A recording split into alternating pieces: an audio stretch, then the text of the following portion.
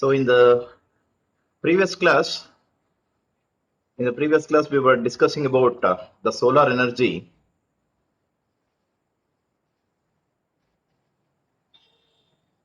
and what is the importance of the solar energy. Solar energy is one of the major energy sources which derives the other types of energy sources.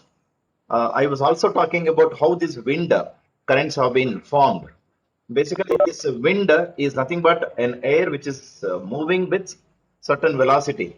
Whenever we say a certain thing is moving with velocity, it carries a kinetic energy of that motion. So the kinetic energy is being utilized in generating the electrical energy. Maybe in the belt of Chitradurga, Hospete, you can see a lot of windmills have been placed over there at a higher altitudes above the mountains. It is only because as we go for a higher, the wind flow currents will be higher. This is the reason why they always go for that.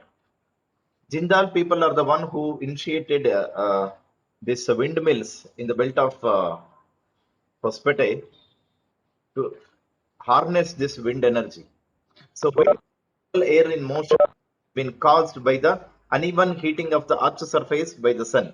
Since the earth's surface is made of very different types of land and water, it absorbs the sun's heat at different rates. It is only, my dear friends, I was talking about two incidences. One is the air above the water level and air above the earth. There will be uneven heating of the surface. Due to this uneven heating of the surfaces, the air above the water and the air above the earth will also be unevenly heated. When there is a temperature difference between these two airs, there will be a buoyancy force will exert.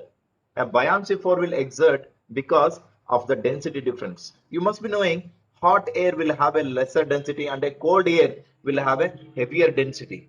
This density difference makes it a buoyancy force to generate. This buoyancy force will makes it to flow with a higher velocity. Not only this, is it water and only the earth surface? No. Even we know that earth surface is not a flat surfaces. There will be a mountains, there will be a depths. So there will be variation even in the earth surface also.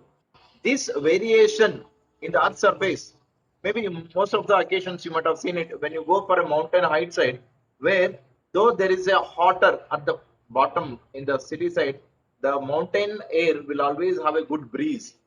It is only because of the uneven heating of the surfaces.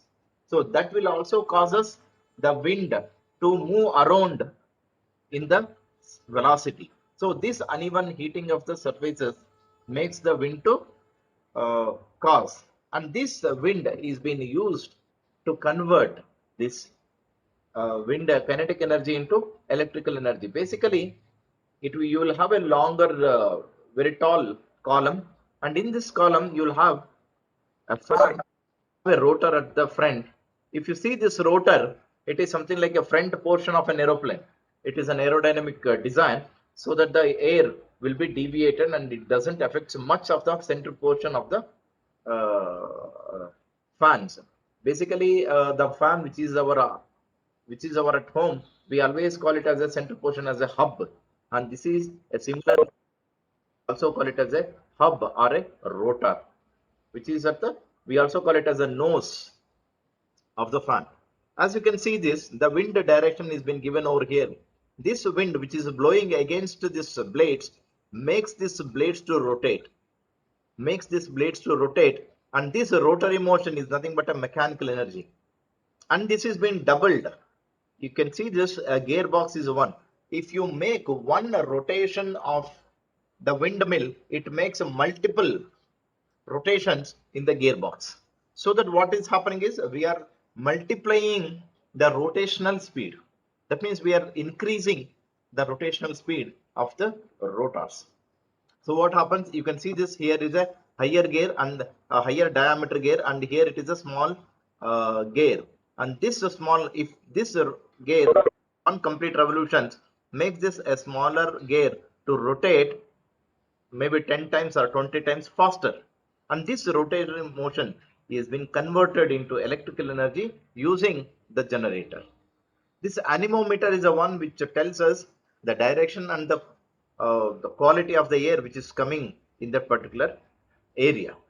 Is it clear? This is a high speed shaft which rotates, which has been coupled to this gear system, and this is a yaw motor. This is a tower or a column. I was telling you, this is a tower, or we can also call it as a column. This is clear. This is a one wherein which the wind mill or a wind turbines which convert the kinetic energy of the wind into energy. The major drawback of energy is they make a lot of noise. They make a lot of noise during the rotation. Advantage of this uh, wind turbines. Next one is nuclear fuels. Nuclear fuels energy is the energy which has been extracted from the nucleus or a core of an atom. Atoms are a very tiny units that make up all the matters in the universe, and the energy is what together. Maybe you must be knowing it. An atom cannot be seen with our naked eyes. Atom is small entities from which the complete body or any material is been made up of. Every material, including the living and non-living, everywhere it is all made up of a small tiny particles. That is what we call it as an atoms. Atoms will also have a small nucleus or a core. Every atom will have its own nucleus, or we also call it as a core. The energy that we are extracting it from the nucleus or the core is called as a nuclear fuels. Is it clear? Nuclear energy is produced from uranium. Uranium is one of the fuel. There are different nuclear fuels are there. I have not mentioned here. I'm very sorry. Uranium 235, uranium 238, plutonium, thorium. These are all the different nuclear fuels from which we can extract nuclear energy. Is it clear? So even in this nuclear energy can be extracted in two different forms. One is a nuclear fission reaction and the other one is a nuclear fusion reaction. I'll tell you, when I was talking about the sun, what is the amount of solar energy it has been generating over here. Even on the earth surface, the energy which is being generated on the earth surface, it is by the nuclear fusion reaction. Among all the energies in the world, the energy that is being achieved by this nuclear fuel is the maximum. I will give you one small example. In uh,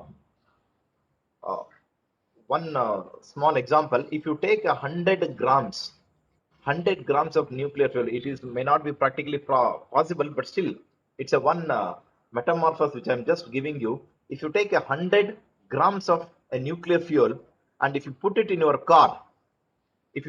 car and if you want to extract the energy from that, the car will start running 24 bar 7, 24 hours, 7 weeks, and 36 years it will be running. So much of amount of energy will be generated by just 100 grams of nuclear fuel. Then you just imagine what is the huge amount of energy that will be produced by these nuclear fuels. These nuclear fuels extraction or harnessing can be done in two ways. One is a nuclear fission and fusion. Basically, a general meaning of a fission means splitting up or dividing it. Dividing it. Now it is one is there. I'm just dividing it or splitting up. So this is called as a fission. Fission means it is just splitting. Fusion means it is a combining. It's nothing but a combining. I'll tell you a very interesting one. How this energies will be liberated in the nucleus. Is it clear? In fission reaction, a heavy nucleus of an atom is been. If you take a uranium 235, it's a heavy nucleus. Why all the nuclear, every material, I was just talking, every material will have an atom and a nucleus. Then why we are going only for the uranium? Why we are only going for a thorium and plutonium? It is only because, my dear friends, they will have a heavy nucleus. Now, does the iron has an atom? Yes, it does have. Does the aluminum has an atom? Yes, it does have. Every material will have its own atom. but they will not have a heavy nucleus. Is it clear, my dear friends? Now, the fission reaction is the one wherein which a heavy nucleus of an atom is being bombarded with. Because if you want to split it, you take something, if you want to break it, what will you do it? You will hit it, right? You will bombard it with some certain things. Now, since this is happening in the nucleus state, what we are doing it is, we are just allowing a fast nucleus to bombard this, hit this with a higher velocity, so that what happens, this heavy nucleus will be split into two smaller nuclei material. Are you getting my point? I have a heavy nucleus, I will bombard with this fast moving neutron. What it will do it is, it will make this into two parts. One heavy nucleus will be converted into two nuclei, new atoms, and in addition to this, it will also enormous amount of heat. That heat, it is being utilized. It is a chain reaction. Then what happens?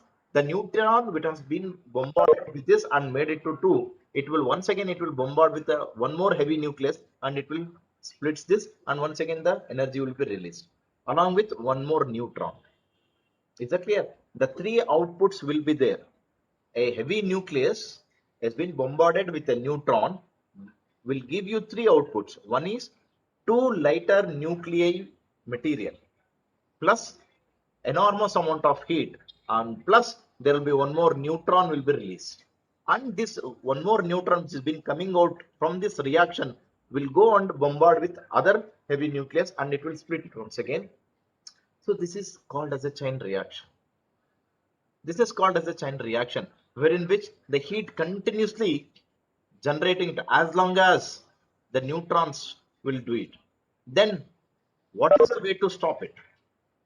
How we can stop it? It cannot be stopped unless otherwise you control the neutrons. You control the neutrons. Neutrons are something like they are like the arrows. You have to control them so that splitting up of or bombardment of with the nucleus will be. One more famous history tells you the first nuclear atomic bombs have been dropped on Japan, Hiroshima and Nagasaki. You can you can see what is the damage that has been caused, what is the energy that has been released. So that is being utilized in converting this nuclear energy into an electrical energy. That is what even I have mentioned over here. Two lighter nuclei are heated at higher temperatures so that they combine. So this is what is a fusion reaction. So what happens in fusion reaction? Fusion reactions, a lighter nucleus, a lighter nucleus with the same weights. For example, you take a deuterons. Deuterons are the two nuclei. Deuteron two lighter nuclei is being forcibly made into joint. Maybe you might have seen a magnet. Magnet similar poles cannot be made into joint. It needs a lot of energy for joining them. Similarly, when you take a two deuteron, a lighter nucleus, and you have to force them to join, to form, fuse together, needs a greater energy. And my dear friends, please note this: the energy that is being released, or the energy, the temperature that is being produced in fusion reaction is much higher than the energy that is being achieved in fission reaction. Is it clear? The energy achieved in fusion reaction is much higher than the energy achieved in fission reaction.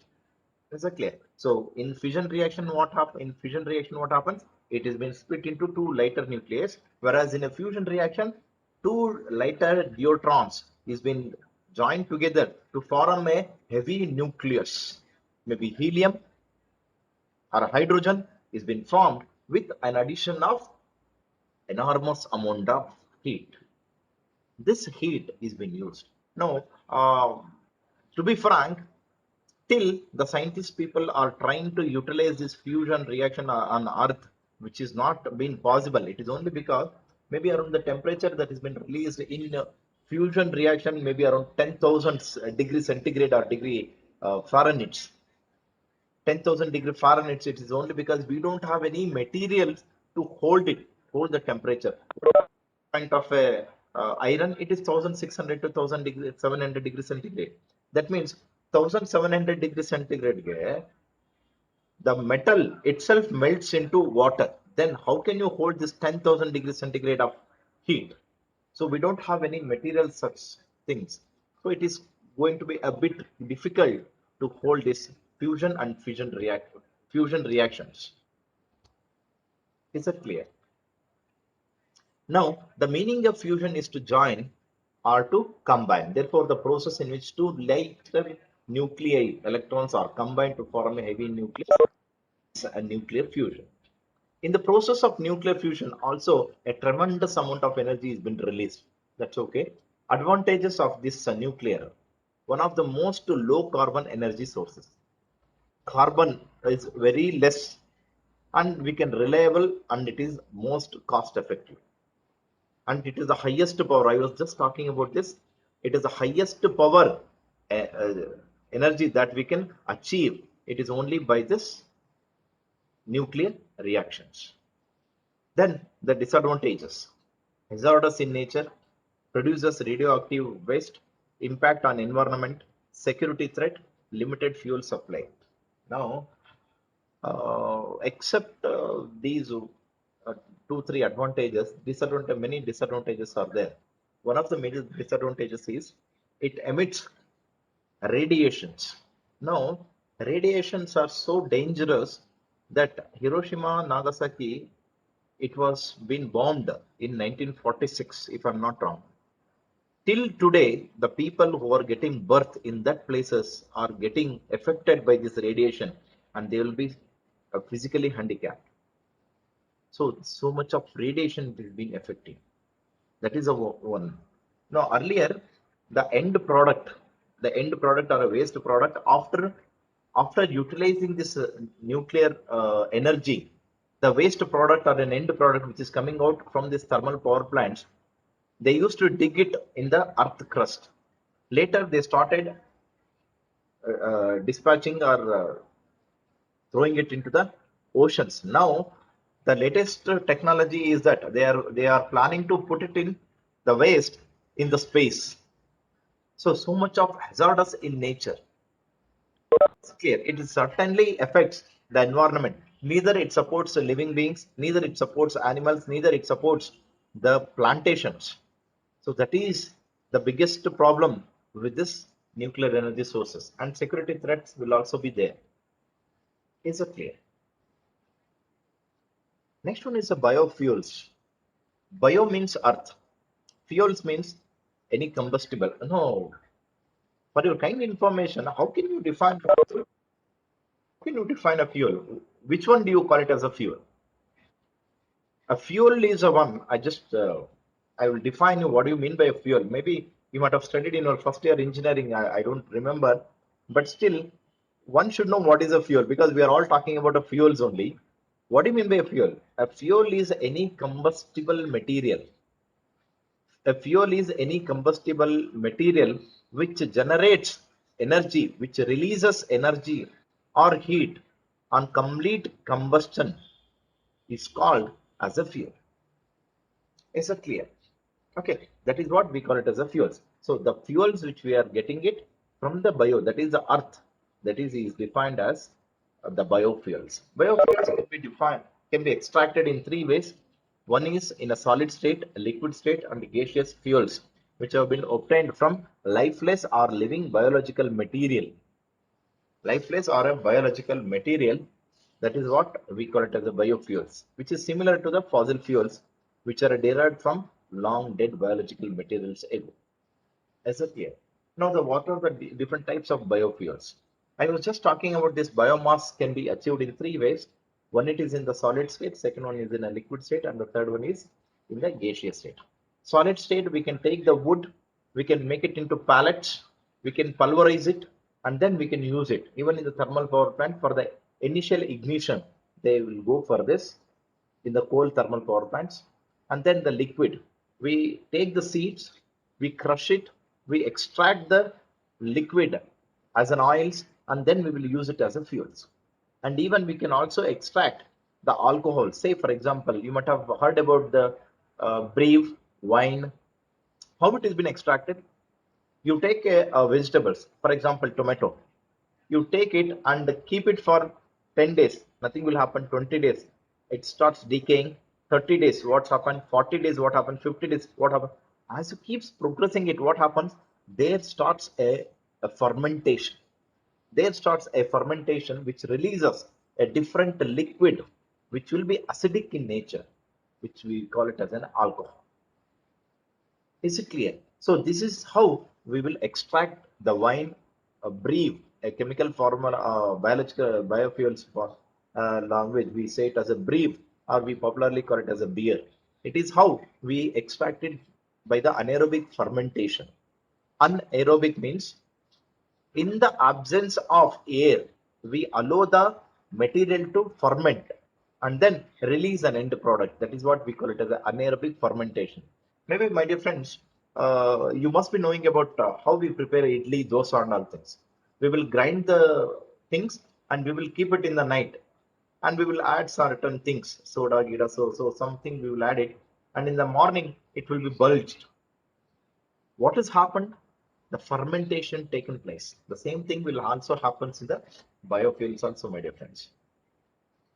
Is it clear? No, let me list out what are the different types of biofuels. Vegetable oils, generally not used as a fuels, but still we will that can be used as a fuels, but generally not used because they are costlier. That's it. Then the biodiesel, including animal fats, vegetable oils, soya, seeds. Jatropha is one of the famous thing from which we will extract the biodiesels. Basically, if there is a mechanical students or you can make a project on this wherein which you can extract diesel from all these seeds. We can crush it, and whatever the oil which has been coming here, it will have why these only vegetables? Why these Jatropha seeds? Why not the other seeds? It is only because, my dear friends, there are two. One, uh, the property of a fuel is calorific value. The calorific value of the diesel, which has been end product, which has been obtained by these Jatropha seeds, are much higher than the vegetable oils. That is the reason why we will go for this biodiesel. They will have a higher. Then bioalcohol, ethanol, C2H5OH. It's a ethanol that we will go extract it, propanol and butanol. These are all the different bioalcohols. I will go in detail when we talk about biomass or bioenergy systems. Okay. Then the biogas, which have been produced by the process of anaerobic digestion of organic material by anaerobes. Anaerobes means they are the microorganisms which grow in the absence of oxygen or in the absence of air. They are called as anaerobes. Is that okay? No ambiguity? Okay. Now, in order to generate this biogas, I'll tell you a small example.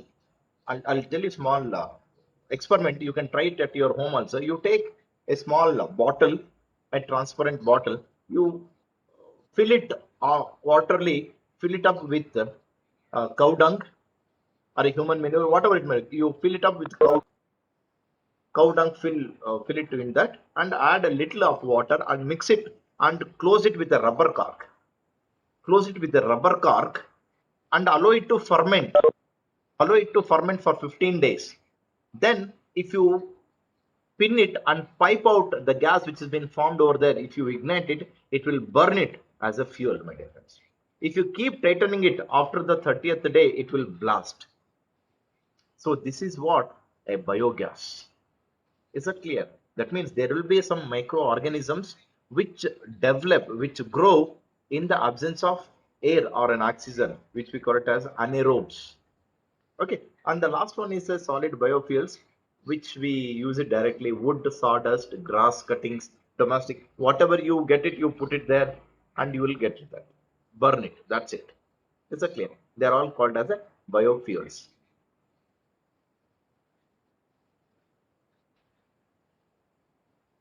Okay, I just